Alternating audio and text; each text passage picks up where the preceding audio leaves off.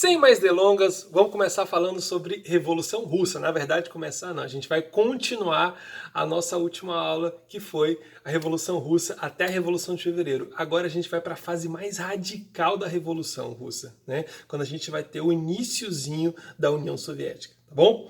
Como é que vai começar essa fase radical, né? Lembra que a gente estava na Revolução de Fevereiro. Na Revolução de Fevereiro, quem vai assumir o poder primeiro vai ser o George Lvov, depois a gente vai ter o Alexander Kerensky assumindo o poder, tá bom? Ele não vai sair da Primeira Guerra Mundial, ele não vai atender às reivindicações da camada mais radical, né? Que é que são os bolcheviques. Isso vai acabar gerando uma insatisfação. E, no meio dessa bagunça toda, um general vai tentar dar um golpe em Alexander Kerensky. O nome dele era Lav Kornilov, sem piadinha com Kornilov, tá?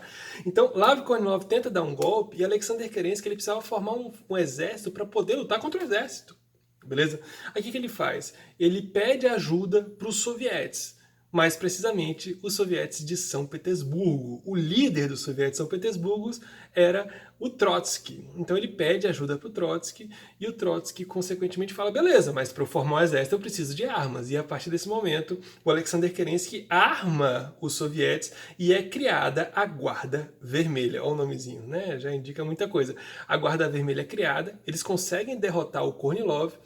E a partir desse momento, né, Alexander Kerensky achou que ia assumir o poder, que ia pegar o poder para ele, mas não. O Trotsky ele vai passar o poder para o líder do Partido Operário Social Democrata Russo, o Lenin, beleza? Lenin, que tinha um quê marxista muito mais forte, né, muito mais vinculado aos sovietes, né? Durante esse momento a gente vai ter o lema de todo o poder aos sovietes, beleza? Aí a gente já tem a brincadeirinha para a gente poder entender a União das Repúblicas Socialistas Soviéticas, beleza, né? É um estado sindicalista, de fato. Lenin, ele vai tentar atender as reivindicações dessa camada mais baixa, dessa camada mais radical. Primeiro, vai sair da Primeira Guerra Mundial, né, que está sendo extremamente nefasta para a Rússia naquele momento. As propriedades privadas passam a ser confiscadas, né, naquele modelo marxista sendo implantado. As fábricas passam para as mãos dos trabalhadores e os bancos e investimentos são nacionalizados, tá bom? Então, consequentemente, ele vai tentar implantar um modelo de sociedade socialista dentro da Rússia, tá bom? A elite, consequentemente, vai ficar insatisfeita. Tanto aqueles mencheviques, lembra que tinham dois grupos? Eram os bolcheviques, eram os mencheviques e os bolcheviques. Mencheviques, camada mais alta, elite, intelectualizada, né, sim, e a camada mais baixa era os bolcheviques. Os mencheviques eram a alta burguesia, os bolcheviques eram a baixa burguesia. Beleza?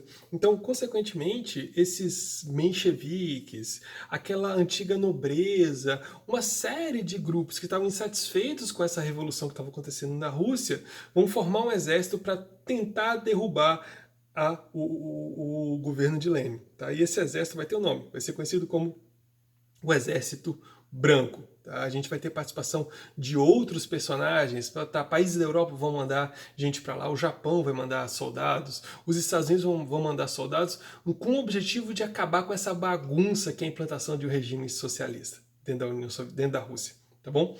O que vai acontecer? O Exército Vermelho ele se forma a partir daquela antiga Guarda Vermelha e a gente vai ter uma luta a partir de agora. Uma luta entre o Exército Branco contra o Exército Vermelho. Vai durar mais ou menos 3 anos essa guerra e quem vai acabar vencendo a gente já sabe, né? Porque o nome do país que a gente está estudando aqui é a União das Repúblicas Socialistas Soviéticas. Então quer dizer que os sovietes venceram. Beleza, seu Chonga? Tá? Aí a gente vai para a próxima parte, né? Os problemas não são resolvidos, você tem que entender que a Rússia vai passar pela guerra russo-japonesa, vai acabar perdendo, né? A gente vai ter o Domingo Sangrento, que vai ser em função da crise econômica que a Rússia estava passando. A gente vai ter a Primeira Guerra Mundial, que vai ser extremamente nefasta para a Rússia. A Rússia vai participar de uma outra guerra, que vai ser aquela guerra entre Alexander Kerensky e Kornilov, que vai ser dura, e a gente vai ter aquela guerra que vai durar 3 anos entre o Exército Vermelho e o Exército Branco. Pô, imagina um tanto de batalha, esse tanto de guerra. Como é que vai ficar a economia? A economia vai ficar em frangalhos, vai ficar completamente devastada, tá bom? Para tentar resolver os problemas da Rússia, o Lenin ele vai criar a nova política econômica. Qual que é o objetivo dela? Dar uma voltinha, né? Voltar um pouquinho no passado para um regime capitalista, né? Para quê? Para trazer investimentos para União Soviética, para trazer investimentos para a Rússia naquele momento, e a partir daí, quando a Rússia tiver com investimentos, que tiver com riqueza o bastante, que estiver andando, aí eles passam para um regime socialista e dão um golpe de fato. Tá bom? Então eles fingem que eles voltam para o regime capitalista para depois dar um golpe para se tornar um regime socialista e por aí vai, tá bom? A União das Repúblicas Socialistas Soviéticas é criada em 1922 e vai ser composta de 15 repúblicas, tá? Não vou falar todas as repúblicas aqui não, quem quiser pesquisa aí, tá? Depois, no mesmo ano, a gente vai ter a morte de Lenin, tá? Lenin acaba morrendo, aí vai ter uma disputa para ver quem vai assumir o poder, se vai ser Trotsky ou se vai ser Stalin, tá? O Trotsky era o líder do Partido Operário, perdão, Trotsky era líder da Guarda Nacional, da Guarda Vermelha, ele era líder dos sovietes de São Petersburgo, tá? O principal soviete que a gente vai ter dentro da União Soviética. Já o Stalin era o cãozinho de guarda, era o cara que resolvia os problemas do Lenin, era o cara que fazia o serviço sujo. Então a gente vai ter uma disputa entre esses dois personagens. O Trotsky, que já queria internacionalizar a revolução, né, uma das características do marxismo, essa tentativa de internacionalização, né, esse negócio de patriotismo, de nacionalismo, para eles é extremamente nefasto, eles não gostam desse tipo de coisa. E, enquanto isso, o Stalin ele achava que eles deveriam primeiro fortalecer a revolução dentro da União Soviética para depois levar essa revolução para fora. Tá? O discurso que vai acabar vencendo vai ser o de Stalin, até porque os russos estavam pé da vida com esse negócio de guerra. Eles não queriam participar de mais guerra, entrar em mais conflitos, beleza? Então eles queriam dar uma parada nisso daí, Stalin acaba vencendo e a partir desse momento a gente passa a ter o governo do Joseph Stalin, tá? Stalin vai ter como característica de ser um cara extremamente competente no sentido de se propor a fazer alguma coisa, mas pena que o cara era um psicopata. Tá?